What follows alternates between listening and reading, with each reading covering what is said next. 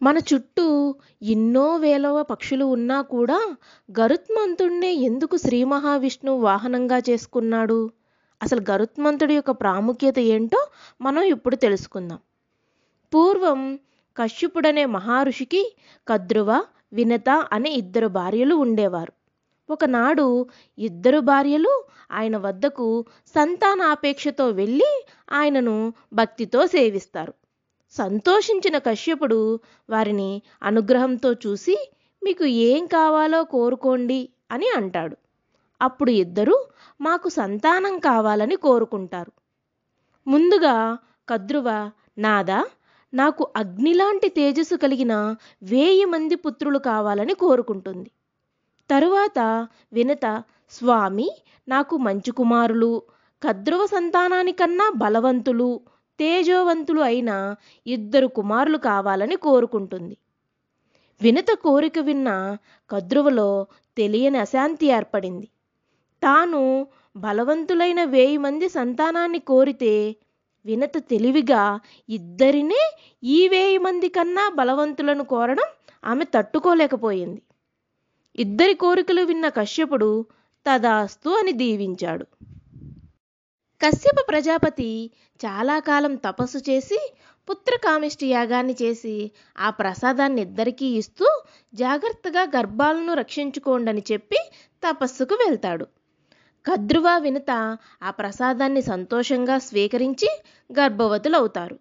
కొంతకాలానికి ఆ గర్భాలు అండాలుగా మారుతాయి. ఇద్దరూ ఆ అండాలను నేతి కుండల్లో భద్రపరిచి జాగ్రత్తగా కాపాడుకుంటూ ఉంటారు.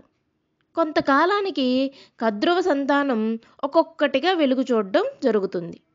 కద్రువకు తను కోరినట్లుగానే 1000 మంది జన్మిస్తారు. వినత భద్రపరిచిన అండాలు అలానే ఉంటాయి. సవతికి సంతానం కలగడం, తన అండాలు అలాగే ఉండడం చూసి వినతకు ఆందోళన, అపనమ్మకం, అసూయ కలిగి తన 2 అండాలలో ఒకదాన్ని విచ్ఛిన్నం చేస్తుంది. అందులో నుండి క్రింద భాగం పూర్తిగా ఏర్పడని అనూరుడు జన్మిస్తాడు. వినతకు తన భర్త తపోశక్తిపై నమ్మకం ఉండాలి. కనీసం కద్రువకు భర్త ఇచ్చిన వరం వలన కలిగిన 1000 మంది పిల్లల్ని చూశాకైనా నమ్మకం కలగాలి. కానీ వినత బాధతో, సవతిపై అసూయతో గ్రుడ్డు తనంత తానే పగిలి బిడ్డ బయటకు వచ్చే వరకు కూడా ఆగకుండా అండాన్ని విచ్ఛిన్నం చేసింది. అలా జన్మించిన అనూరుడు తల్లితో, తొందరపాటుతో, అసూయతో నా శరీరం పూర్తిగా ఏర్పడకముందే అండాన్ని బ్రద్దలు చేశావు. కాబట్టి నీవు చేసిన పనికి ప్రాయశ్చిత్తంగా 500 సంవత్సరాలు నీ సవతికి దాస్యం చేయి అని శపించాడు. అప్పుడు వినత తనకు కుమారుడు పుట్టాడు అని సంతోషించాలా, లేక తన తొందరపాటుకు ఆ పుత్రుడు అంగవైకల్యంతో జన్మించాడని బాధపడాలా, తాను తన సవతికి దాసత్వం శాపాన్ని పొందానని బాధపడాలా అని నిశ్చేష్టురాలై ఉండిపోయింది. తనకు సరైన ఆకృతి లేకుండా ప్రపంచం మీదకు తెచ్చిన తల్లిపై కోపంతో శపించాడే కానీ తరువాత కలిగిన పశ్చాత్తాపంతో అనూరుడు, అమ్మా, ఇదంతా విధివశాత్తు జరిగిపోయింది. నీవు బాధపడకు. మిగిలిన ఆ అండాన్ని మాత్రం అది పక్వం అయ్యేంత వరకు ఛిద్రం చేయకు. ఆ అండంలో నుండి వెలువడే లోకోత్తరుడైన కుమారుడు నీ దాస్యాన్ని పోగొడతాడు అని చెప్పి సూర్యునికి రథసారిథిగా వెళ్ళిపోతాడు అనూరుడు. ఇదిలా ఉండగా వినత, కద్రువలిద్దరూ ఒకరోజు సముద్ర తీరానికి విహారానికి వెళ్తారు. అలా వాళ్ళిద్దరూ అక్కడ విహరిస్తూ ఉండగా వారికి అక్కడ ఒక ఉచ్చైస్రవం కనిపిస్తుంది. ఆ అశ్వాన్ని చూస్తూ కద్రువ వినతతో, పాలనురుగులాంటి తెల్లని తెలుపుతో ఎంతో అందంగా ఉన్న ఆ గుర్రానికి చంద్రునిలో మచ్చలాగా ఆ తోక నల్లగా ఉండడం ఏమీ బాలేదు కదా అంటుంది. అది విన్న వినత, అక్క, నీవే కనులతో చూస్తున్నావు? ఆ గుర్రానికి తోక కూడా తెల్లగానే ఉంది కదా అంటుంది. కద్రువ నల్లని తోక అని, వినత తెల్లని తోక అని వాదించుకోవడం జరుగుతుంది. చివరగా కద్రువ, సరే, ఇన్ని మాటలెందుకు, మనం ఒక పందెం వేసుకుందాం. ఒకవేళ తోక నల్లగా ఉంటే నాకు నీవు దాసివై ఉండాలి. అలా కాక తోక తెల్లగా ఉంటే నేను నీకు దాసిగా ఉంటాను అని పందానికి రెచ్చగొడుతుంది. వినత సరేనని ఆ పందానికి ఒప్పుకుంటూ దగ్గరికి వెళ్ళి చూద్దాం పద అంటుంది. దానికి కద్రువ, ఇప్పుడు ప్రొద్దుపోయింది, పతిసేవ చేసుకోవలసిన సమయం ఆసన్నమైంది, కాబట్టి తెల్లారాక వెళ్ళి చూద్దామని వెనుకకు వెళ్ళిపోతారు. ఇంటికి వెళ్ళాక కద్రువ తన సంతానాన్ని పిలిచి జరిగిన విషయం చెప్పి ఎలాగైనా ఆ గుర్రం తోకను నల్లగా చేయండని ఆజ్ఞాపిస్తుంది. పిల్లలెవరూ ఆ అధర్మానికి ఒప్పుకోరు. దానికి కద్రువ కోపంతో తన సంతానాన్ని ముందు కాలంలో జనమేజయుడు చేయబోయే సర్పయాగంలో మీరంతా భస్మమవ్వండని శపిస్తుంది. శాపానికి భయపడిన కర్కోటకుడు అనే పాము మాత్రం వెళ్ళి ఆ గుర్రం తోకను పట్టుకుని వేలాడుతూ గుర్రం తోక నల్లదనే భ్రమను కలిగిస్తాడు. మరుసటి రోజు ఉదయం అనుకున్న విధంగా కద్రువ, వినతలిద్దరూ ఆ సముద్ర తీరానికి వెళ్ళి ఆ గుర్రాన్ని దూరం నుంచే చూస్తారు. కర్కోటకుడు ఆ గుర్రం తోకను పట్టుకుని వేలాడడం వలన ఆ గుర్రం తోక నల్లగా కనిపించడం, ఒప్పందం ప్రకారం వినత కద్రువుకు దాసిగా మారుతుంది. ఆ తరువాత 500 సంవత్సరాల తరువాత రెండవ అండము రూపుదాల్చుకుని సూర్యతేజోమయుడు, వాయు విక్రముడు అయిన గరుత్మంతుడు బయటకు వస్తాడు. పుట్టగానే రెక్కలను టపటపాలాడించడం వల్ల సముద్రాలు పొంగుతాయి, పర్వతాలు కదులుతాయి. ఉన్నట్టుండి వచ్చిన కాంతికి దేవతలు అగ్నిదేవుని వల్ల ఈ కాంతి అనుకుని అగ్నిదేవుణ్ణి శాంతించమని అడుగుతారు. అగ్నిదేవుడు ఈ కాంతికి కారణం గరుత్మంతుడు అని చెప్పగా దేవతలు, మునులు అగ్ని సూక్తాలతో శాంతింపజేస్తారు. అప్పుడు గరుత్మంతుడు క్రిందకు వచ్చి తల్లి పాదాలకు నమస్కరించి వినత పొందిన ఆనందము వర్ణాతీతము. కానీ అది చూసిన కద్రువ అసూయతో కళ్ళల్లో నిప్పులు పోసుకుంటుంది. దాసి దాని కొడుకు కూడా దాసివాడే కాబట్టి నీవు నా పిల్లలను వీపును మోస్తూ ఆడించాలని ఆజ్ఞాపిస్తుంది.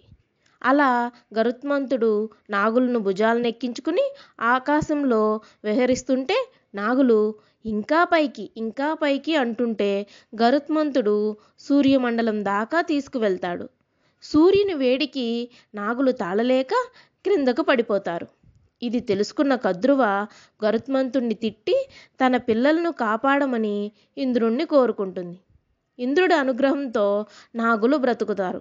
అప్పట్నుంచి కోపంతో కద్రువ చెప్పకూడని పనులన్నీ చెప్తూ గరుత్మంతుణ్ణి బాధపెడుతూ ఉంటుంది. ఈ దుష్టదాస్యం భరించలేక గరుత్మంతుడు తన తల్లిని ఈ దాస్యానికి కారణం ఏమిటని అడుగుతాడు. తల్లి బాధపడుతూ జరిగిందంతా చెబుతుంది. అప్పుడు గరుత్మంతుడు నాగుల దగ్గరకు వచ్చి, మీకు ఏం కావాలో కోరుకోండి, ఎంత కష్టమైనా మీ కోరికను నెరవేరుస్తాను, ఆ క్షణం నుండి నా తల్లికి దాసి విముక్తి చేయండి అని అడుగుతాడు. నాగులు ఆలోచించి మాకు అమృతం తెచ్చి ఇస్తే మీరు దాసి విముక్తులవుతారు అని చెబుతారు. సరే, నేను మీకు అమృతం తీసుకువస్తాను అని చెప్పి వెళ్తాడు. గరుత్మంతుడు తల్లి దగ్గరకు వెళ్ళి ఆమె పాదాలకు నమస్కరించి జరిగిందంతా చెప్పి ఆశీర్వచనం తీసుకుని అమృతం కోసం వెళుతున్నానని, అమ్మా నీ యొక్క ఆశీర్వాదం నాకు కావాలని చెబుతాడు.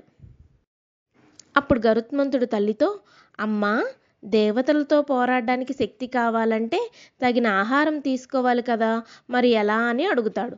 అప్పుడు తల్లి వినత, సముద్ర మధ్యములో భూలోకవాసులకు అపకారం చేసే నిషాదులు ఉన్నారు, వారిని తిను, కానీ బ్రాహ్మణుల జోలికి పోకు, వారు అగ్నిహోత్రుని మించిన అగ్నిహోత్రులు అని చెబుతుంది. తల్లి చెప్పినట్లుగానే నిషాదులను తిన్న గరుత్మంతుడికి ఆకలి తీరలేదు. అప్పుడు గంధమాన పర్వతంపై తపస్సు చేసుకుంటున్న తండ్రి కశ్య ప్రజాపతిని దర్శించి తాను అమృతం కోసం బయలుదేరడము మొదలైన విషయాలను వివరంగా చెప్పి తన ఆకలి తీరలేదు, ఏమి చేయమంటారు అని అడుగుతాడు.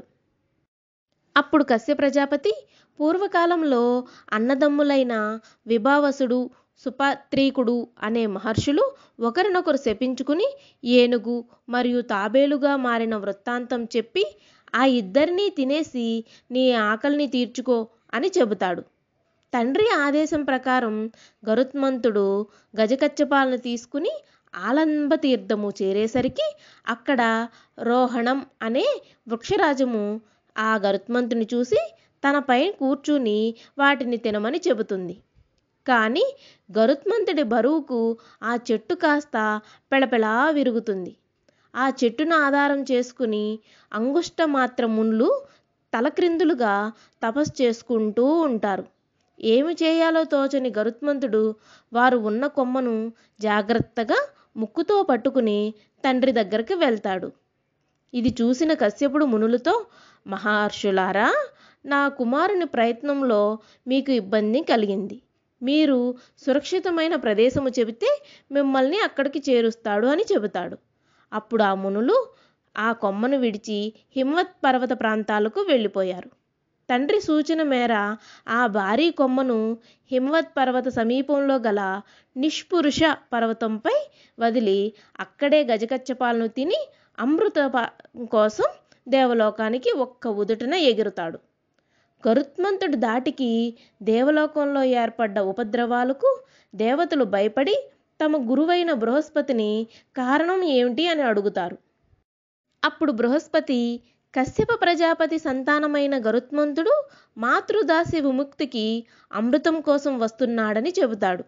అతడు బలవంతుడు, అతనితో తలపడి నీవు నెగ్గలేవు.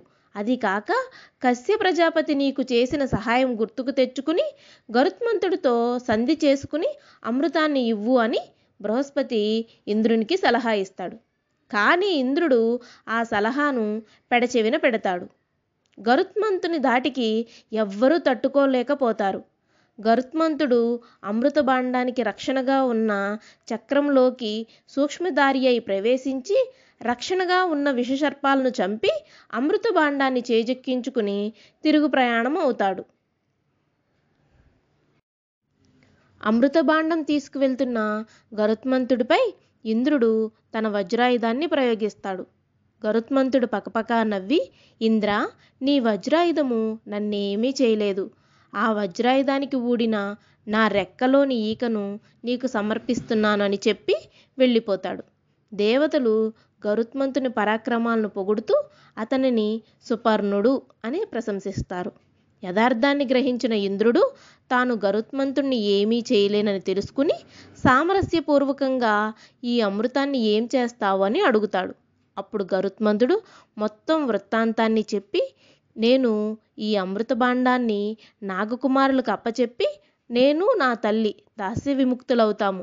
ఆ తరువాత నీవు ఏమైనా చేసుకో అని చెబుతాడు.